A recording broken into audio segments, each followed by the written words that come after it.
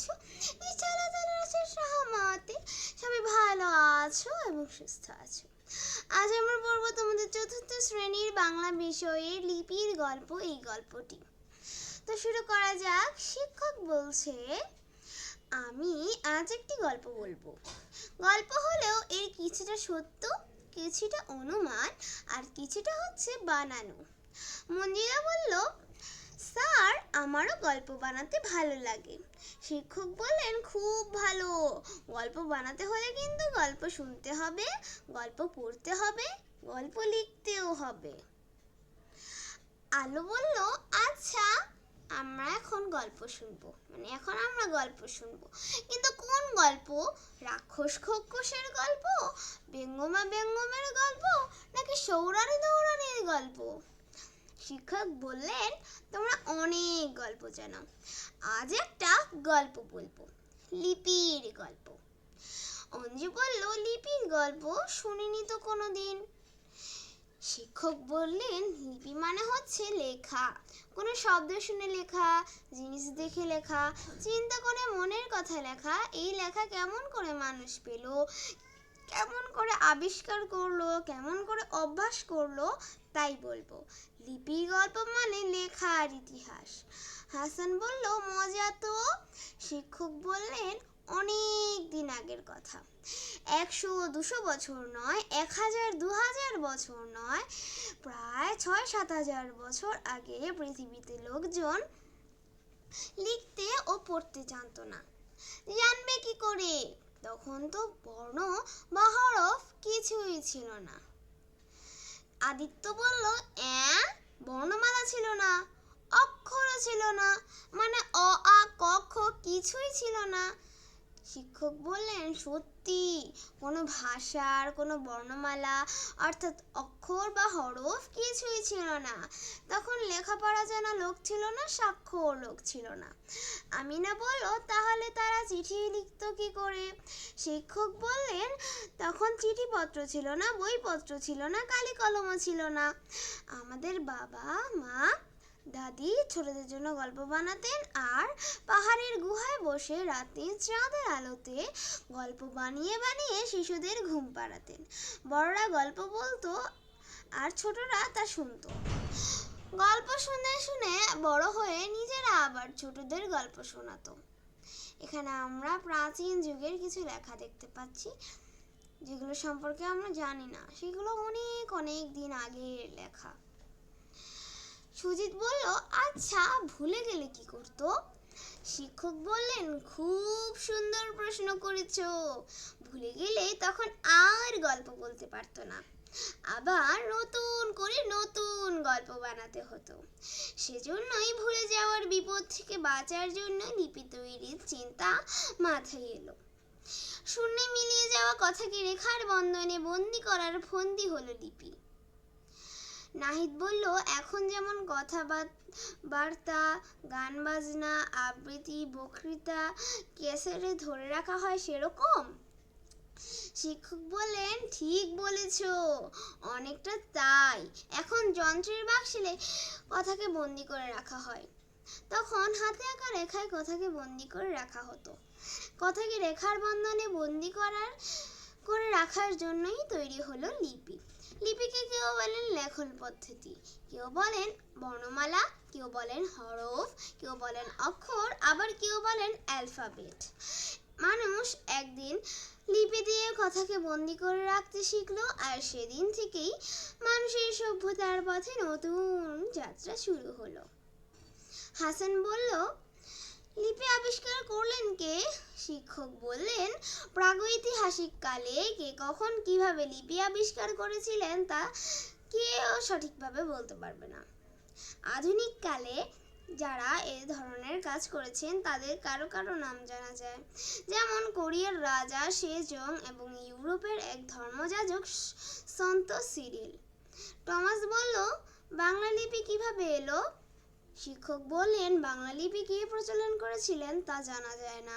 প্রাচীন ব্রাহ্মী লিপি থেকে অশোক লিপি, অশোক লিপি থেকে কুটির লিপি এবং কুটির লিপি থেকে বঙ্গলিপি। তবে লিপির নানা ধাপ পেরিয়ে বঙ্গলিপি থেকেই বাংলা লিপি এসেছে বলে পণ্ডিতদের ধারণা। শিউলি বলল, স্যার পৃথিবীতে কত লিপি ছিল? কত শিক্ষক বলল, কত লিপি ছিল তা সঠিক কেউ জানে না, তবে অনেক লিপি কালে কালে বিলুপ্ত হয়ে গেছে। অনেক লিপির নমুনা পাওয়া গেছে, যেমন মহেঞ্জোদারোর লিপি, মিশরীয় লিপি। তবে এগুলোর পাঠ উদ্ধারের জন্য এখনো ভাষাবিজ্ঞানী ও প্রত্নতাত্ত্বিকরা আরও গবেষণা করছেন। তোমরা বড় হয়ে প্রাচীন লিপি সম্পর্কে আরও জানতে পারবে। তাহলে আমরা এই গল্পে লিপি সম্পর্কে জানলাম। এখানে লিপির অনেকগুলো ধারা বলা হয়েছে, কিভাবে বাংলা লিপি আসলো, কখন লিপি কিভাবে তৈরি হলো, কিভাবে লিপি তৈরির চিন্তা মাথায় এলো, কি কি লিপি থেকে আমরা বাংলা লিপি পেয়েছি, এগুলোর বিভিন্ন কথা এই কথোপকথনের মাধ্যমে আমাদের জানানো হয়েছে। তাহলে আমরা অনুশীলনীতে চলে গেলাম। 1 নং প্রশ্নে কি বলেছে? লিপির গল্পটি একটি কথোপকথন ধর্মী রচনা। ভাষার প্রতীক চিহ্ন হিসেবে কিভাবে ধীরে ধীরে বর্ণমালা রূপ পেয়েছে এই রচনায় তা ধারণা দেওয়া হয়েছে। এখানে শিক্ষক ও শিক্ষার্থীদের মধ্যে আলোচনার মাধ্যমে লিপিমালা আবিষ্কারের তথ্য জানানোর চেষ্টা করা হয়েছে। তাহলে এখন আমরা যা বললাম তাই কিন্তু এই গল্পটিতে বলা হয়েছে, যে কিভাবে আমরা লিপি তৈরি হলো, লিপির প্রতীক চিহ্ন, ভাষার চিহ্নগুলো কিভাবে বর্ণমালায় রূপ পেল, সেগুলোই আমরা এই কথোপকথনের মাধ্যমে জানতে পেরেছি। তাহলে 2 নং কি বলেছে? 2 নংয়ে বলেছে শব্দগুলো পাঠ থেকে খুঁজে বের করি, অর্থ বলি। শব্দগুলো কি? আভাস, স্বাক্ষর, বন্ধন, বঙ্গমালা, বঙ্গলিপি, রূপান্তর। এগুলোর অর্থ এখন আমরা তোমাদের দেখাচ্ছি। এই যে তোমরা অর্থগুলো দেখতে পাচ্ছ। আভাস, স্বভাব। স্বাক্ষর, অক্ষর জ্ঞান। বন্ধন, বাঁধন। বঙ্গলিপি, বাংলা ভাষার বর্ণ বা হরফ। রূপান্তর, পরিবর্তন। তাহলে আমরা এই শব্দগুলোর অর্থ জানতে পারলাম। তারপরে কি বলেছে? 3, ঘরের ভিতরে শব্দগুলো খালি জায়গায় বসিয়ে বাক্য তৈরি করি। শব্দগুলো কি? অভ্যাস, বন্ধন, স্বাক্ষর, রূপান্তর, বঙ্গলিপি। ক, স্বাক্ষর লোকের সংখ্যা দিন দিন বাড়ছে। চা খাওয়ার সময় বাবার পত্রিকা পড়ার অভ্যাস। বাক্যটি সাধু থেকে চলিত ভাষায় রূপান্তর করো। বাংলা লিপির পুরনো নাম বঙ্গলিপি। মানুষের সাথে মানুষের বন্ধন দৃঢ় হোক। 4, শূন্যস্থান পূরণ করি। তুমি খুব, এখানে হবে আমি তোমাদের লিখে দেখাচ্ছি।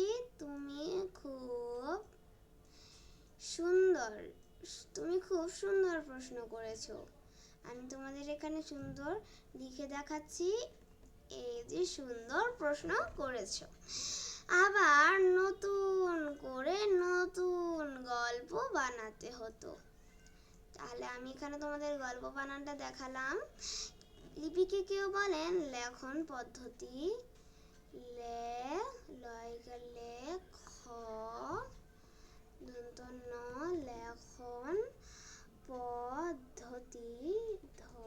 পদ্ধতি।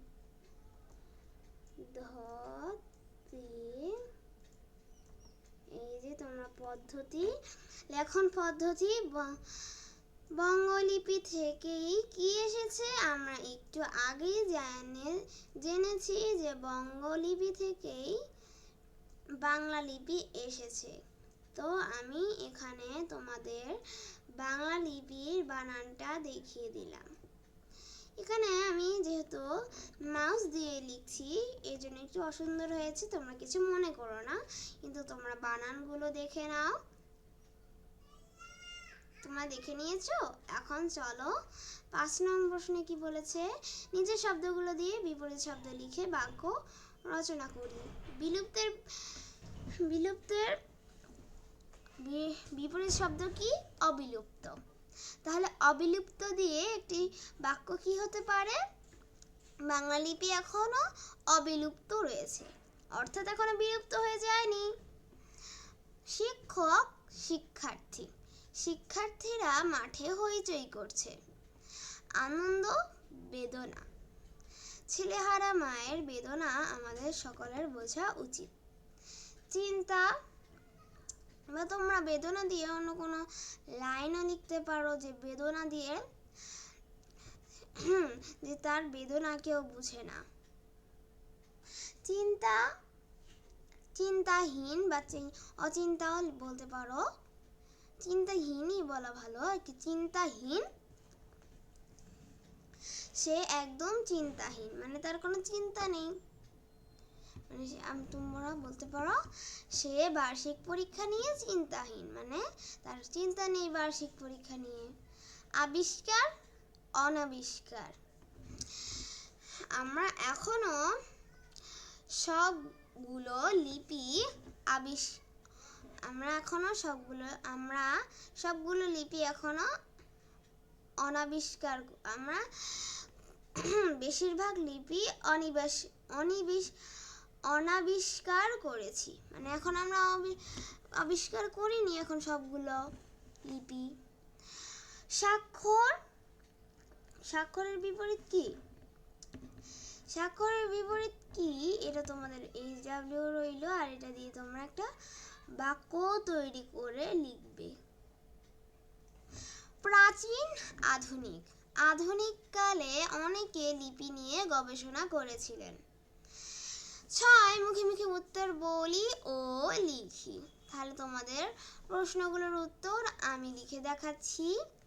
এই যে তোমরা দেখতে পাচ্ছ যে প্রশ্নোত্তর। লিপি বলতে কি বুঝি আমরা? লিপি মানুষের মুখের কথাকে লিখে রাখার জন্য যে চিহ্ন বা প্রতীক ব্যবহার করা হয় তাই লিপি। লিপিকে কেউ বলেন লেখন পদ্ধতি, কেউ বলেন হরফ, কেউ বলেন অক্ষর, কেউ আবার বলেন অ্যালফাবেট। শূন্যে মিলিয়ে যাওয়া কথাকে রেখার বন্ধনে বন্দি করার ফন্দি হলো লিপি। আমরা যা বলে থাকি সেই কথাটাকে যদি আমরা লিখে প্রকাশ করি তাহলে সেটি হবে লিপি। আমরা লিপি দিয়ে নানান কথা লিখে রাখতে পারি। প্রাচীন যুগে মানুষ লিখতে জানতো না, পড়তে জানতো না। এখন আমরা সহজেই লিপির মাধ্যমে লিখে কথাকে বন্দি করে রাখতে পারি। লিপি বলতে সাধারণত আমরা এই কথাটি বুঝে থাকি। তাহলে লিপি তৈরির চিন্তা এলো কিভাবে? এক সময় কোনো লিপি ছিল না বলে মানুষ তাদের কথা লিপিবদ্ধ করতে পারতো না। বানিয়ে বানিয়ে গল্প বলে তারা শিশুদের ঘুম পাড়াতেন। বানিয়ে বানিয়ে গল্প বলতে গিয়ে যখন তারা ভুলে যেত তখন আর গল্প বলতে পারতেন না, নতুন করে আবার নতুন গল্প বানাতে হতো। তাই এই ভুলে যাওয়ার বিপদ থেকে রক্ষা পাওয়ার জন্য লিপি তৈরির চিন্তা তাদের মাথায় এলো। এই লিপি তৈরির চিন্তা মাথায় আসার কারণেই আমরা লিপি পেয়েছি। এভাবে লিপি তৈরির চিন্তা মাথায় এলো। আবিষ্কার, লিপি আবিষ্কারকদের নাম লেখো। প্রাচীন যুগে কে কিভাবে লিপি আবিষ্কার করেছিলেন তা সম্পর্কে সঠিক কোনো তথ্য মানুষ এখনো জানতে পারেনি। তবে আধুনিক কালেও কয়েকজন লিপি আবিষ্কার করেছিলেন। তাদের মধ্যে কারো কারো নাম জানা যায়। তাদের দুজনের নাম আমাদের বইয়ে উল্লেখ আছে। তাদের দুজনের নাম কি? কোরিয়ার রাজা সেজং এবং ইউরোপের এক ধর্মযাজক সন্ত সিরিল। এদের দুজনের নাম আমাদের বইয়ে উল্লেখ আছে। বাংলা লিপি কিভাবে এলো? প্রাচীনকালে কে কিভাবে বাংলা লিপি আবিষ্কার করেছিলেন তা সঠিকভাবে জানা যায় না। প্রাচীন ব্রাহ্মী লিপি থেকে অশোক লিপি, অশোক লিপি থেকে কুটিল লিপি, আর কুটিল লিপি থেকে বঙ্গলিপি এসেছে।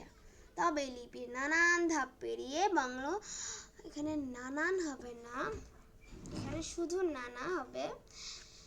লিপির নানা ধাপ পেরিয়ে বঙ্গলিপি থেকেই বাংলা লিপি এসেছে বলে পণ্ডিতদের ধারণা। কখন মানুষের সভ্যতার পথে নতুন যাত্রা শুরু হলো? উত্তর, একসময় পৃথিবীতে লিপি বলে কিছু ছিল না আগে, অর্থাৎ প্রাচীন যুগে মানুষ একমাত্র বানিয়ে বানিয়ে কথা বলতে পারত ও গল্প বানাতো। কিন্তু তখন তারা লিখতে জানতো না, পড়তে জানতো না, তারা শুধুমাত্র মুখে কথা বলতো, কিন্তু মাঝে মাঝে তারা তাদের গুরুত্বপূর্ণ কথাগুলো ভুলে যেত। তাই এই ভুলে যাওয়ার বিপদ থেকে রক্ষা পাওয়ার জন্য লিপি তৈরির চিন্তা তাদের মাথায় এলো। শূন্যে মিলিয়ে যাওয়া কথাকে রেখার বন্ধনে বন্দি করার ফন্দি হলো লিপি। এক সময় মানুষ লিপি দিয়ে কথাকে বন্দি করে রাখতে শিখলো, আর সেদিন থেকেই মানুষের সভ্যতার পথে নতুন এক যাত্রা শুরু হলো। তো তোমরা দেখতেই পেলে অর্থ মানে উত্তরগুলো, তোমরা সেগুলো বাসায় লিখে রাখবে এবং মানে তোমরা না দেখে লিখবে, অর্থাৎ মুখস্থ করে না দেখে লেখার পরে তোমাদের মা বাবাকে দেখাবে। এটাও তোমাদের একটা SW। স্বাদ বুঝে বুঝিয়ে বলি, শুনে মিলিয়ে যাওয়া কথাকে রেখার বন্ধনে বন্দি করার ফন্দি হলো লিপি। এটা তোমরা আমাদের গল্পে এই লাইনটার মাধ্যমে তুমি কি বুঝতে পেরেছো সেটাকে নিয়েই তুমি 5-6টা লাইন লিখবে। 60 কর্ম অনুশীলন। নাটকটি শিক্ষকের সহায়তায় অভিনয় করি। তোমরা এই কাজটি তোমাদের শিক্ষকের সাথে শ্রেণীকক্ষে অভিনয় করে দেখাবে। তো আজকের মতো এই পর্যন্তই। সবাই ভালো থেকো, সুস্থ থেকো, সবার জন্য শুভকামনা রইল এবং আজকের মতো এখানেই বিদায় নিচ্ছি। এবং আমার ভিডিওটিতে যদি কোনো ভুল থেকে থাকে তাহলে অবশ্যই সবাই ক্ষমা সুন্দর দৃষ্টিতে দেখবেন। কেউ কোনো ডিসলাইক প্লিজ মারবেন না। আর যদি আমার চ্যানেলে নতুন হয়ে থাকেন তাহলে অবশ্যই সাবস্ক্রাইব করে দিবেন এবং পাশে থাকা বেল আইকনটি অন করে দিবেন। এবং যদি ইতিমধ্যে সাবস্ক্রাইব করা থাকে তাহলে আপনাকে অসংখ্য ধন্যবাদ। তাহলে আজকের মতো এই পর্যন্তই। সবার জন্য শুভকামনা রইল। আল্লাহ হাফিজ, সবাই ভালো থেকো। এরপরে অন্য কোনো অধ্যায় নিয়ে তোমাদের সাথে আবার দেখা করব। তো আল্লাহ হাফিজ, সবাই ভালো থেকো। আসসালামু আলাইকুম। আল্লাহ হাফিজ।